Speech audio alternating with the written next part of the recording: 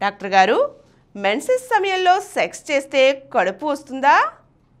Menses సమయంలో sex చేస్తే కడుపు వచ్చే అవకాశం లేదండి. ఎందుకంటే మా వైరస్ ఈ రకమైన స్పెర్మోడోజోవా వీర్యంలో స్పెర్మోడోజోవా ఉంటాయి.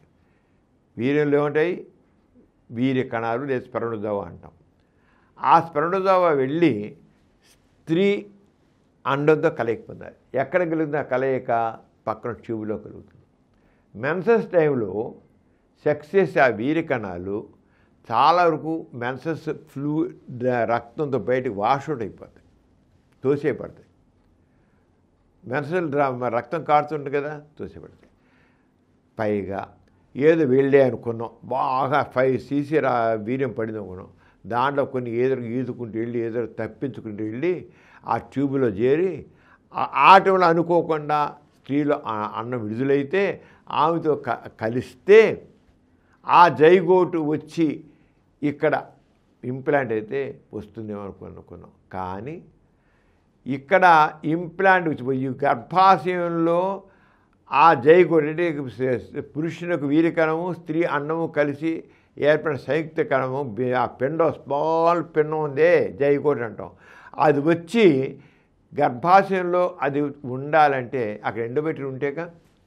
ఇప్పుడు పొలం రాతి నేల మీద విత్తనాలు చల్లారనుకోండి, రాతి నేల మీద విత్తనాలు చల్లితే ఆ విత్తనాలు మొలకెత్తావు కదా.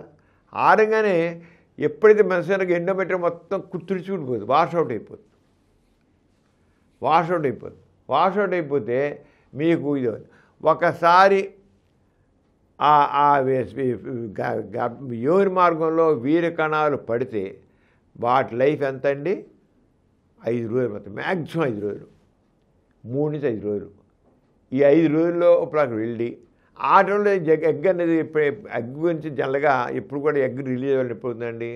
మెన్సెస్ అయిన తర్వాత 5 నుంచి 7 రోజుల తర్వాత, మెన్సెస్ అయిపోయిన తర్వాత అంటే 10వ రోజు కానీ 12వ రోజు కానీ అన్నం విడుదల అవకాశం ఉంది. 10 కానీ 12వ రోజు కానీ ఇంత టైము ఎక్కువ అసలు ఉండదు.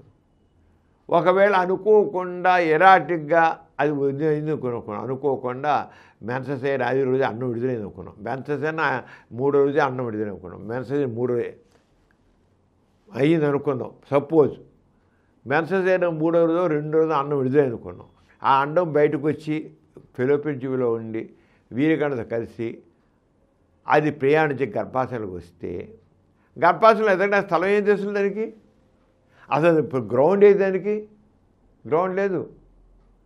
అంచేత అన్నం విడుదలైనప్పటికీ, స్త్రీలో అన్నం విడుదలైనప్పటికీ, దాంతో స్పెర్మోడోజోవా కలిసినప్పటికీ ఆ మెన్సెస్ టైంలో ఊడిపోయిన ఇది ఎండోమెట్రియం మళ్ళీ తిరిగి ఫార్మ్ అవడానికి మెన్సెస్ అయిన రోజు నుంచి 10 రోజులు పడుతుందండి. మెన్సెస్ అయిన రోజు నుంచి టైం 10 రోజులు, ఒకసారి ఊడిపోయాక కనీసం 5 రోజులు పడుతుంది. ఎండోమెట్రియం మొత్తం షెడ్ ఆఫ్ అంటాం, షెడ్ అవుట్ మొత్తం పడిపోయిన తర్వాత, జారిపోయిన తర్వాత తిరిగి కొత్త ఎండోమెట్రియం ఏర్పడడానికి 5 రోజులు పడుతుంది. ఇంకో 5 రోజులు అంటే 10 రోజులు. అంతవరకు ఈ జైగోట్ బతుకుండాలిగా, ఉండదు. అంచేత అసలు రేరు, థియరిటికల్గా అనుకోవడం తప్ప దాని పాసిబిలిటీ లేదు. అంటే మెన్సెస్ టైంలో సెక్స్లో పాల్గొంటే గర్భం వచ్చే అవకాశం లేదు.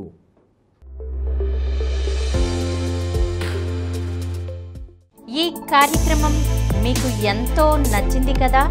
ఇటువంటి మరిన్ని వీడియోల కోసం అనతి కాలంలోనే 20 కోట్లకు పైగా వ్యూస్ సాధించిన సమరం ఛానల్ సమర్పించు డాక్టర్ సమరం ఛానల్కు సబ్స్క్రైబ్ చేయండి, లైక్ చేయండి, మీ ఫ్రెండ్స్కి షేర్ చేయండి.